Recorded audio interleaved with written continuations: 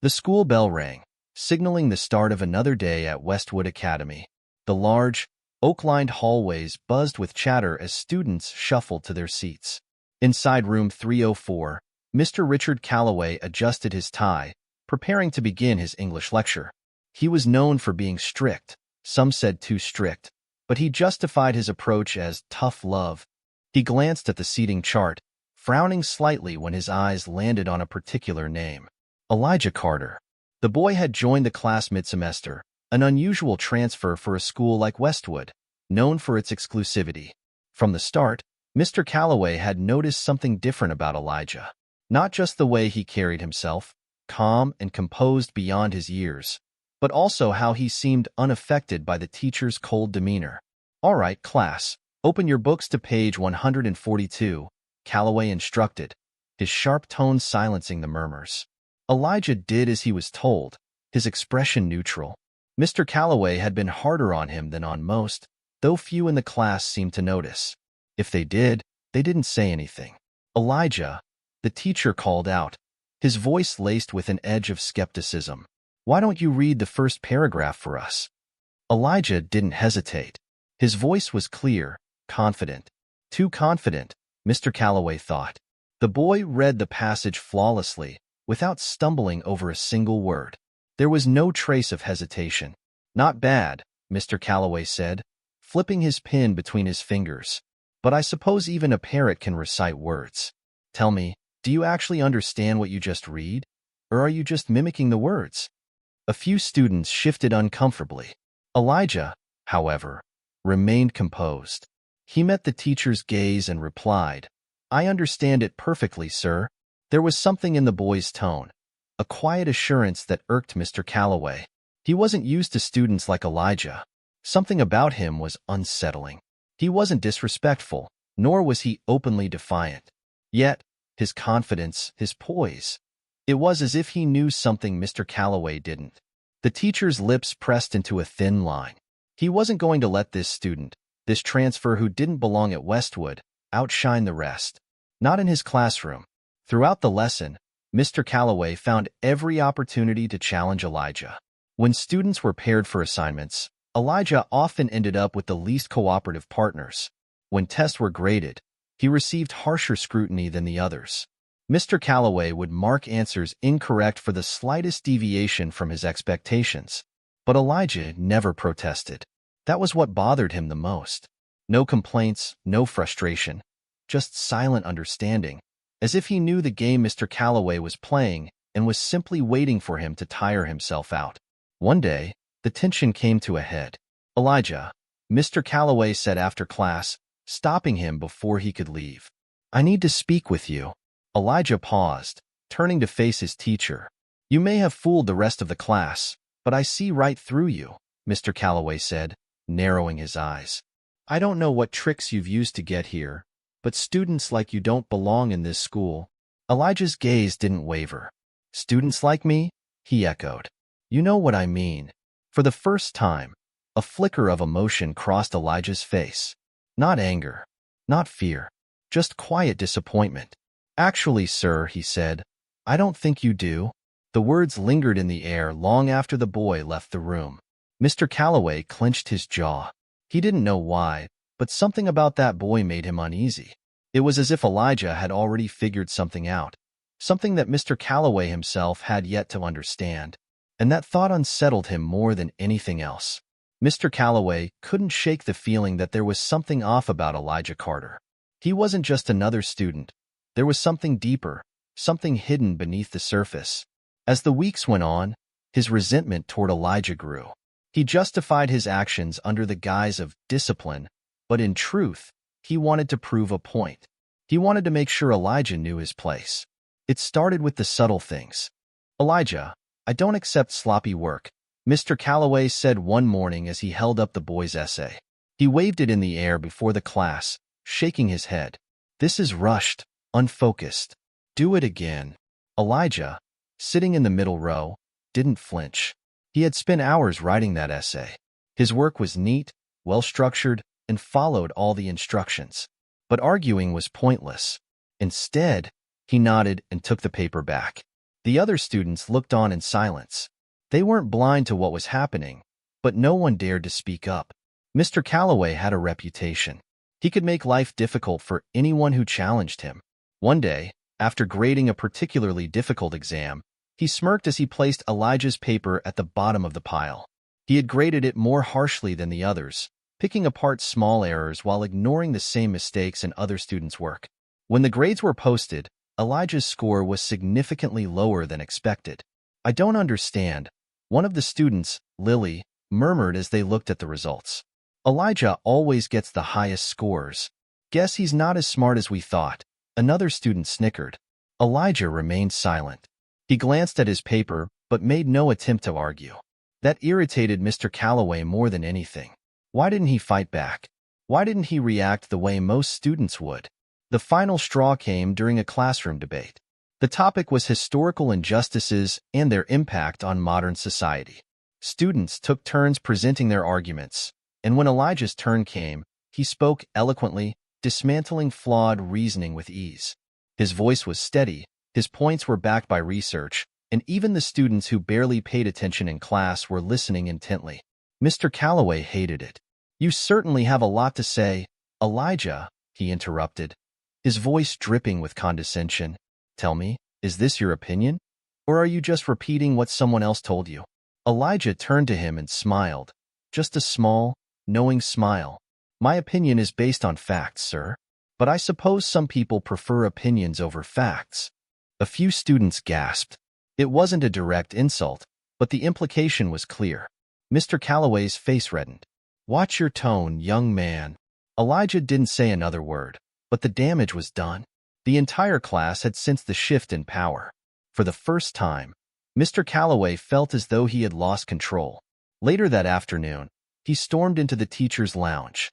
"I've had enough of that kid," he muttered, slamming his coffee cup on the counter. Mrs. Delaney, an older teacher who had been at Westwood for decades, glanced up from her newspaper. "Elijah Carter?" "Yes, him," Calloway spat. "Thinks he's smarter than everyone else. Arrogant. Talks back." Mrs. Delaney raised an eyebrow. "That's not what I've seen." Calloway scoffed. "Of course not. He knows how to play the game. But I see right through it. There's something off about him." Mrs. Delaney hesitated, then said, "Did you ever bother to learn who he is?" That made Calloway pause. "What do you mean?" She sighed, setting down her newspaper. "You should look him up." Mr. Calloway frowned. What was that supposed to mean? He dismissed the idea at first, but later that night, curiosity got the best of him. He pulled out his laptop and typed Elijah Carter into the search bar. The results made his blood run cold. Mr. Calloway stared at the screen, his fingers frozen above the keyboard. The search results displayed multiple articles, interviews, and even a few video clips, all featuring Elijah Carter. With a deep breath, he clicked on the first article. "Meet Elijah Carter, the prodigy changing the future of education." The article detailed how Elijah had been recognized as a child genius at the age of 10. He had been part of several academic research projects, working alongside university professors. His intelligence wasn't just impressive, it was groundbreaking. Scrolling further, Mr. Calloway found something even more shocking. Elijah Carter wasn't just any student. He was the son of Dr. Benjamin Carter, one of the most respected scholars in the country, a man who had written books on education reform, systemic bias, and the failures of the traditional school system. A cold chill ran down Calloway's spine. Benjamin Carter. He knew that name. Years ago, he had debated against Dr. Carter at an academic conference. Calloway had argued in favor of traditional education methods, while Dr. Carter had exposed the flaws in the system. Calloway had lost that debate, publicly, humiliatingly. The memory still stung. And now, his son was in his classroom. Mr. Calloway clicked on a video interview featuring Elijah and his father. The interviewer spoke with admiration. "Elijah, you've been labeled a prodigy. How does it feel to be so young yet so intellectually advanced?" Elijah, younger but with the same quiet confidence, smiled. "I don't think intelligence is about age. It's about how willing you are to learn and unlearn." "Unlearn?" the interviewer asked, intrigued. Yes, Elijah replied. "A lot of people think being smart means memorizing facts. But real intelligence means questioning what you've been taught, especially if it's wrong. Calloway's throat went dry. Elijah Carter wasn't just a bright student. He was a statement, a walking embodiment of everything Calloway had spent years resisting. The idea that the education system, the one he had built his career upon, was flawed. He felt exposed, as if Elijah had been watching him the whole time, silently waiting for him to realize the truth. But the worst part? The student hadn't even needed to do anything. Calloway had set himself up for failure.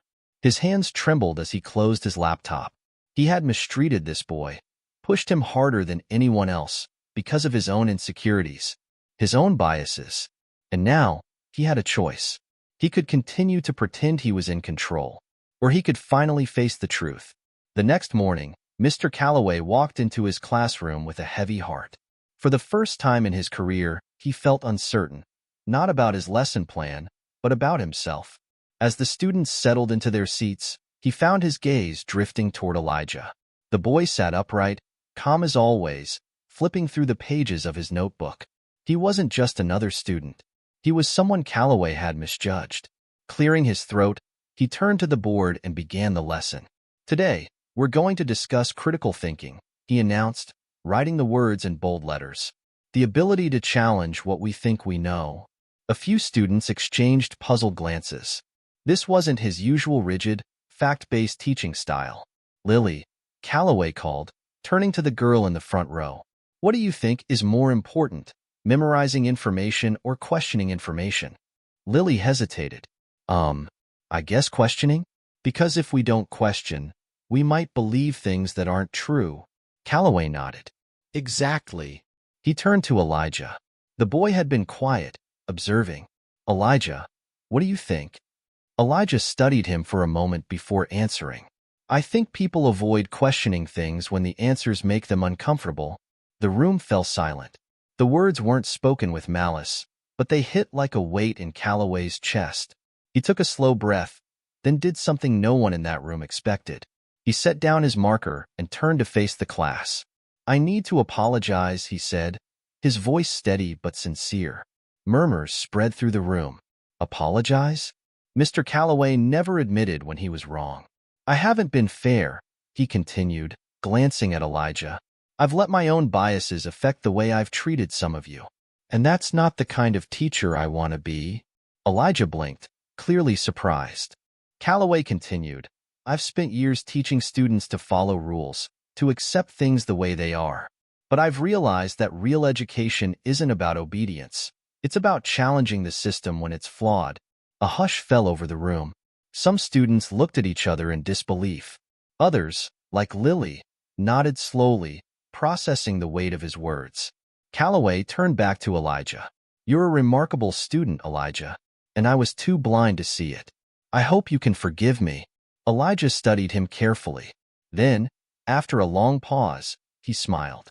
Not a smug, victorious smile, but one of understanding. "We all have things to unlearn, sir," he said simply. Mr. Calloway exhaled. For the first time in a long time, he felt lighter. Days turned into weeks, and though the school routine remained the same, something within Mr. Calloway had shifted. His lectures became more open-ended, inviting discussion rather than enforcing rigid instruction. He found himself listening more, really listening, to his students. The change didn't go unnoticed. One afternoon, as the students packed their bags, Lily lingered by his desk. "Mr. Calloway?" He looked up. "Yes, Lily?" She hesitated before speaking. "I just wanted to say, I think it's cool how you admitted you were wrong. Most teachers wouldn't do that." Calloway gave a small smile.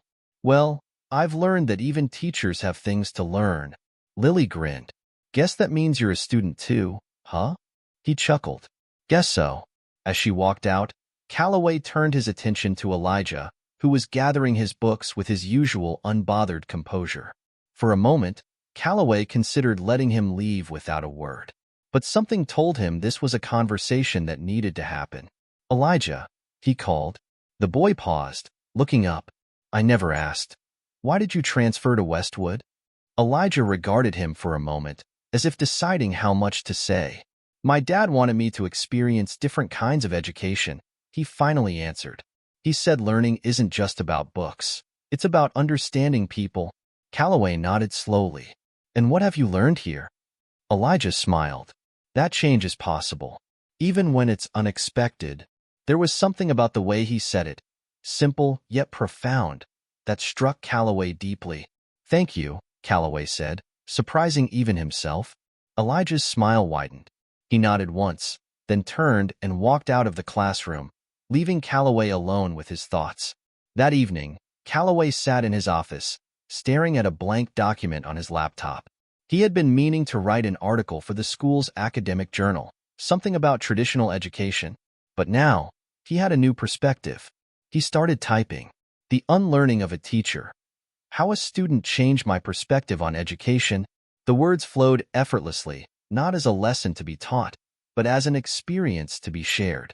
For the first time in his career, Calloway wasn't writing to prove a point. He was writing to understand. And that, he realized, was what real learning was all about.